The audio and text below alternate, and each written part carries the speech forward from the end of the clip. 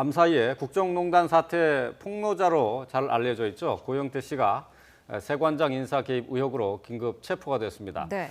과거에 이와 관련한 녹취록이 있었는데요. 내용을 먼저 한번 들어보겠습니다.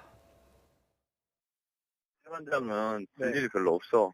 여기는 없으니까 네. 다른 걸로 세관에서 뭔가 들어올 때 뭔가를 풀어준다 그런 거를 한번 연구를 해보라는 말이야. 그리고 근데 간세청은 무슨 행사 같은 게 이렇게 있나 봐.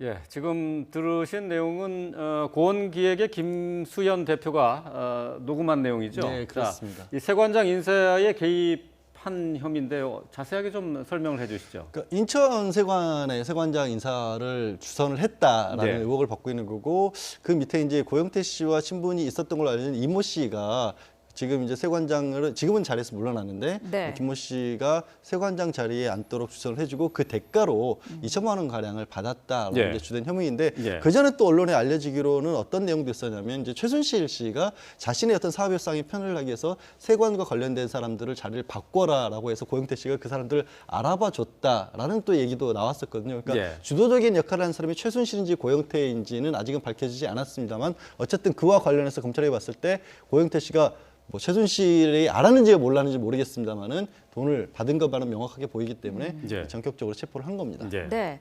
뭐 고영태 씨에 대한 검찰의 조사가 불가피한 부분은 다들 뭐 인정을 하고 있었습니다만 이게 하루아침에 긴급 체포가 됐거든요. 네. 이 부분에 대해서는 뭐 판단이 좀 나뉘고 있어요. 저도 사실 이 부분이 굉장히 의아해요. 왜 그러냐면 말씀하신 것처럼 고영태 씨 같은 경우에는 분명히 자신이 죄를 지은 거는 있다라고 스스로도 인정을 하고 있고 예. 네. 잘못한 부분이 있으면 처벌을 받아야 되는 건 마땅한데 문제는 그동안에 굉장히 협조적이었단 말이에요. 예, 검찰과 예. 특검에 있었어도. 그리고 그 사실들에 대해서 다 얘기를 했었고 저 김수현 파일, 이른바 고영태 X파일이라는 이름으로도 불렸지 않습니까? 예, 예. 네. 저 파일의 존재와 내용에 대해서 검찰은 충분히 이미 알고 있었는데 그걸 왜 이렇게 갑작스럽게 체포를 했었는지도 이해가 안 가고요. 일정을 조율을 했었다는 얘기도 있고요. 그러니까 그 부분이 가장 저는 예. 그 부분 사실관계 확인이 필요한데 네. 지금 고영태 씨의 변호사는 그 검찰로부터 연락을 받아서 그럼 언제까지 출석을 하겠다라는 식으로 며칠 날 날짜를 할지를 그 조언을 하고 있었는데 예. 갑작스럽게 체포를 했다는 겁니다. 네. 그 체포의 가장 결정적인 사유가 증거인멸이나 도주 우려인데 예. 변호사를 선임해서 우리가 언제 나가겠다라고 연락을 취하고 있는 상황에서 체포를 했다는 부분이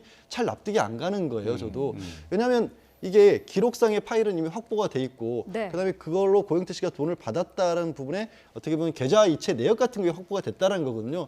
그러면 그걸 어떻게 뭐 바꿀 수 있는 방법도 없지 않습니까? 예. 네. 그래서 검찰이 도대체 왜 이렇게 서둘러서 체포를 하는지 이해가 잘 안 가고 다른 것보다 앞서 이 말씀 나누고 있었던 우병우 전 수석에 대한 어떤 영장 실질 심사를 하고 있는 과정이었지 않습니까? 네. 예. 그래서 그 결과에 따라서는 이렇게 우전 수석이 지금 딱 상황이 우전 수석은 풀려나고 고영태 씨는 체포되는 그런 상황이 벌어지다 보니까 네. 왜 굳이 이런 무리수처럼 보이는 일을 했을까 저는 좀 이해가 안 가는 예. 부분이 있습니다. 네. 검찰이 이제 체포를 했으니까 48시간 동안 이제 구속 상태에서 조사를 받게 될 텐데요.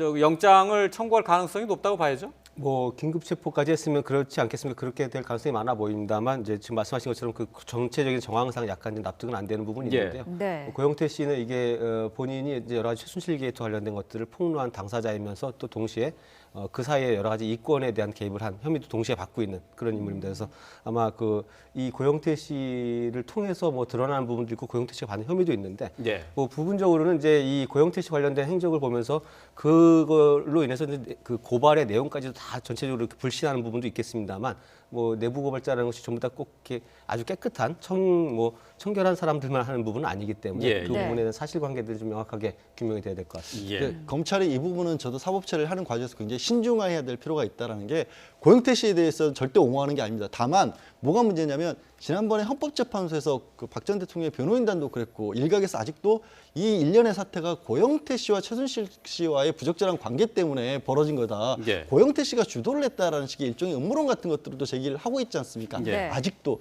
그래서 그런 부분에 다시 불을 지필 수도 있기 때문에 검찰이 이런 어떤 사법 처리가 반드시 필요할 수밖에 없었던 이유를 충분히 국민들이 납득할 만큼 좀 설명이 필요한 상황이라고 봅니다.